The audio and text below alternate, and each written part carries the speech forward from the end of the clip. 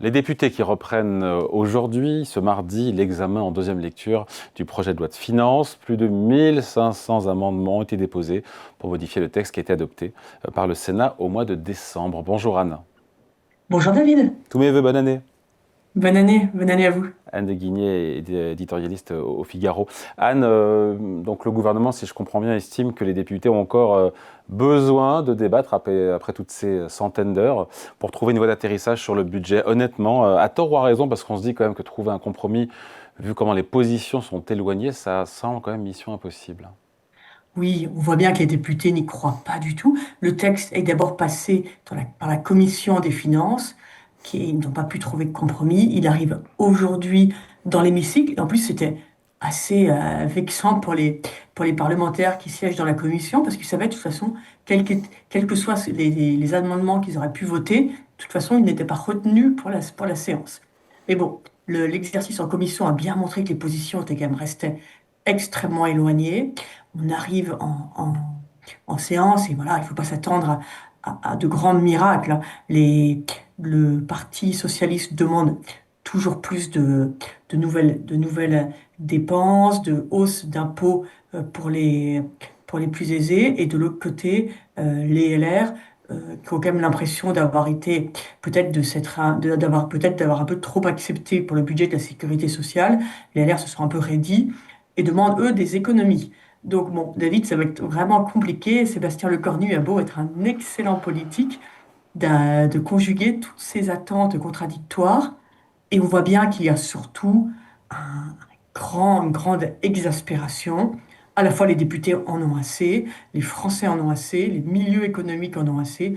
Euh, J'étais hier à la Banque de France pour les vœux du gouverneur et j'étais frappée en parlant aux invités, aux uns et aux autres, à quel point il y a vraiment une demande maintenant. Vraiment, les gens ont assez de ce sketch, de cette mauvaise pièce de théâtre autour du budget. Et il y a une demande un peu d'autorité de la part du gouvernement d'assumer une ligne, de prendre son risque. Sébastien Lecornu s'est beaucoup mis en scène comme étant le ministre le plus faible, voilà, voilà, qui est complètement à la merci de la bonne volonté des parlementaires. Bon, il y avait un côté un peu de fausse modestie sympathique. Bon, maintenant, il faut passer à autre chose. Il faut avancer. Et donc là-dessus, on voit bien, donc, il y a trois solutions. La première donne du compromis au sein du Parlement qui paraît aujourd'hui bien compromise. Si aujourd'hui, il y a finalement, il ne reste plus que deux options assez radicales pour le Premier ministre, c'est soit opter pour une série de 49.3 où les ordonnances et les conséquences ne sont pas les mêmes en cas de motion de censure. Non, c'est ça. Les ordonnances, le risque est plus important pour le gouvernement. Les ordonnances ont le grand mérite de donner au pays un budget, quoi qu'il arrive. Même si le gouvernement tombe, la France aura un budget. Et évidemment, ça demande à Sébastien Lecornu de prendre un grand risque. La probabilité qu'il tombe n'est pas minime, mais au moins la France aurait un budget et on pourrait avancer.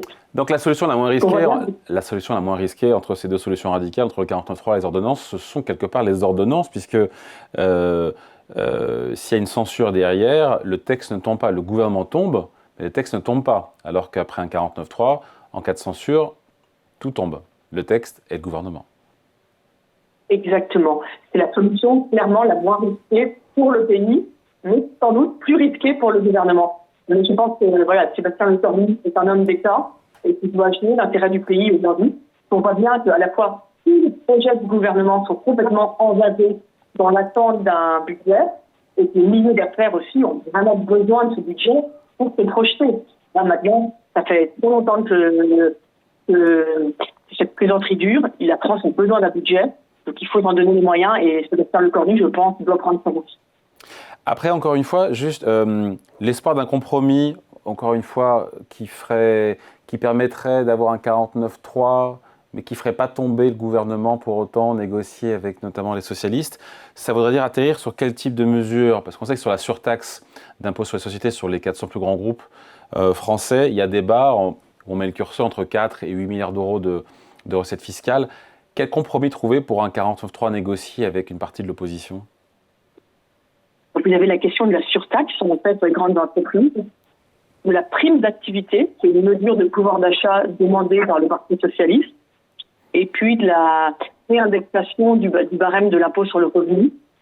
Donc ça, ce sont les demandes du côté du Parti socialiste.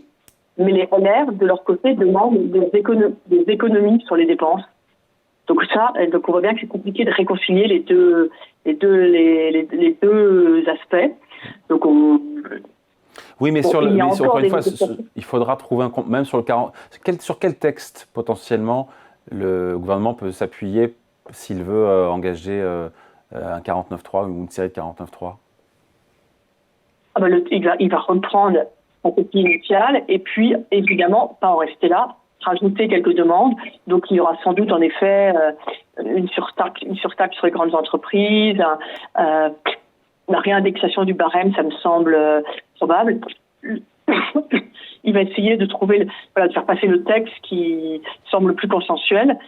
Mais évidemment, s'il n'y aura pas ça semble très difficile s'il n'y arrive pas à avoir un compromis en séance publique sur que ça puisse marcher en 49.3. On ne sait jamais, David. Hein, on peut être surpris.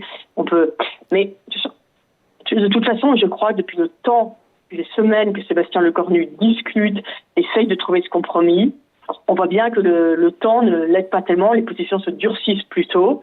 Donc je crois que maintenant il faut qu'il tranche, qu'il prenne ce risque et puis qu'on voit ce qui se passe. Et puis... Est-ce que c'est l'heure de vérité, enfin, parce que ça fait des mois qu'on en parle de ce budget, est-ce qu'on y est?